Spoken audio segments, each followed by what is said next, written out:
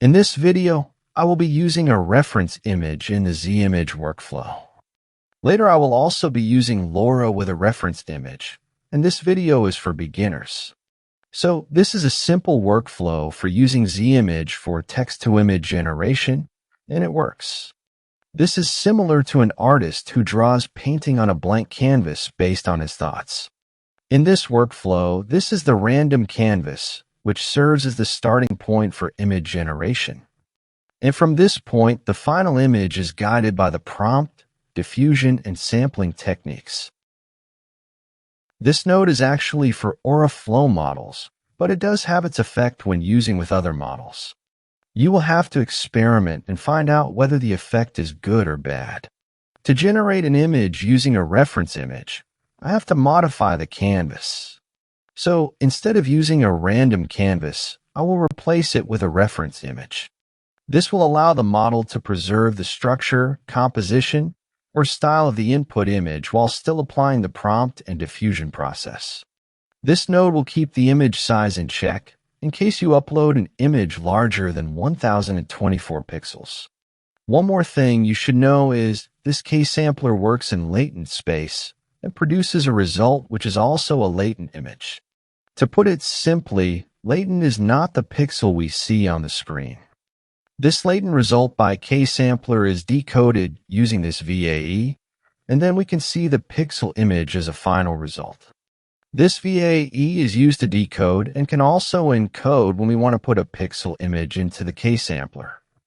So I will use the same VAE to encode and put the image into latent space for the K-sampler. You can ignore this image, it's not there, but it always appears with this node. I will select an image and remove the older prompt, and I will run the workflow. So this time, instead of giving a random canvas as a point to start, I have given an image. However, the result produced is still something no one could have expected. That's what makes this diffusion technique so interesting. Without any restriction and direction, the AI generated something. By giving some direction, this can lead us to interesting variations in the given direction. Let's add some restrictions by controlling this denoise value. Instead of 1, I will make it 0.1 and run the workflow. I got an image which is almost identical to the given image. This denoise value can control the amount of changes in the image generation process. I asked GPT for a prompt to make this image colorful. But right now, this model of GPT is high due to DRAM consumption. The prompt given is something about jewels, gold, and stones. I will use it and see how it goes. This is the result, and the changes are still not noticeable. As per the values here, we have not allowed the image generation process to make changes. I will make it 0.20 and run the workflow again. The changes are subtle, and no jewelry has been added. Making it 40 should work. And now there are changes, but I think the changes happen are too much. I will decrease the denoise and try to maintain the appearance by keeping the jewelry. So, this is the sweet spot where I can maintain my facial identity to some extent. An image-to-image generation does not mean it will work on the same image. You will need an image edit model or use ControlNet if you want to work with the same image. Right now, I am using a reference image as a starting point and controlling the level of changes allowed to AI for producing an output. At this point, I can see a few jewelry are added, but the prompt given is about multiple jewelry and precious stones. To increase the effective prompt by keeping the denoising as it is, I can adjust the classifier guidance value. The value can be sensitive to some model, however, I will increase it and see what happens. So the character's looks and appearance remained, and the jewelry are added, which means the prompt was followed strictly. The reference image workflow should be clear to you now. The models and file used here were already explained in an older video. I will show you quickly. The BF16 and FP8 models link are given here. And this is the text encoder. The VAE is here. And these two are the GGUF nodes for the system with less memory. Connect the clip node and the model. And then download these files. Then you are good to go on a 6 GB VRAM system. On the right, there is this upscale model. The download link for the model is here. Activate these nodes and run the workflow to get a high-resolution image. The image size is around 4,000 pixels.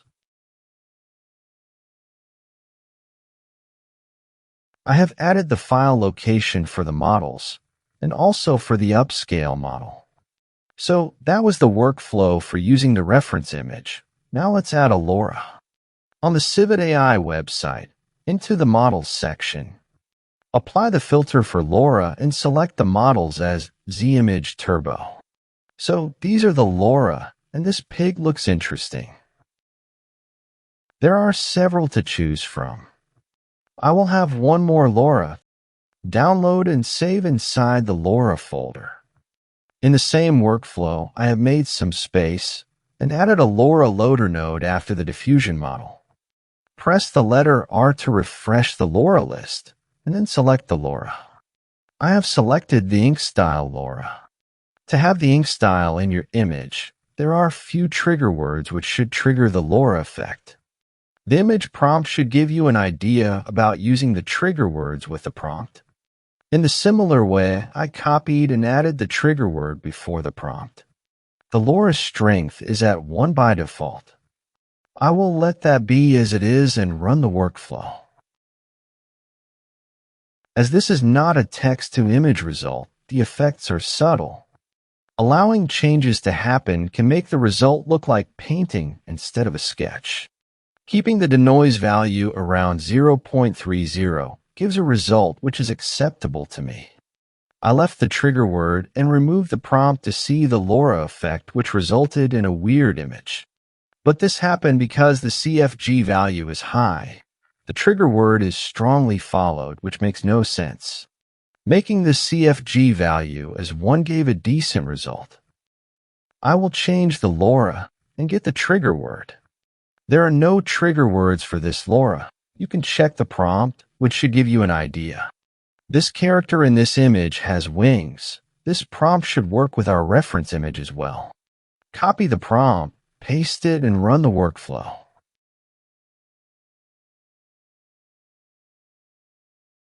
The eyes and the facial structure clearly shows the LoRA effect. I added a few details in the prompt which were missing. And now you know how to guide image generation even if the image is restricted by a reference image. Play with CFG and denoise value to get the most out of these models. I tried bringing back the jewelry with the same LoRA. After increasing CFG, the image looked even better. And then I added the missing piece from the reference image. Play around with ZImage. The model is interesting. The images generated are also based on the native language. Try your native language. There may have been multiple native language captions in the training data. You can also try having multiple LoRA. Do note that some LoRA do not have its effect. Then you need to adjust the LoRA strength. I have added the link to both the LoRA used. The upscale model link I have used here is for anime characters. You can visit the website and get an upscale LoRA for realistic images. So that is it in this video. I hope this clears your understanding. And I wish you an excellent day.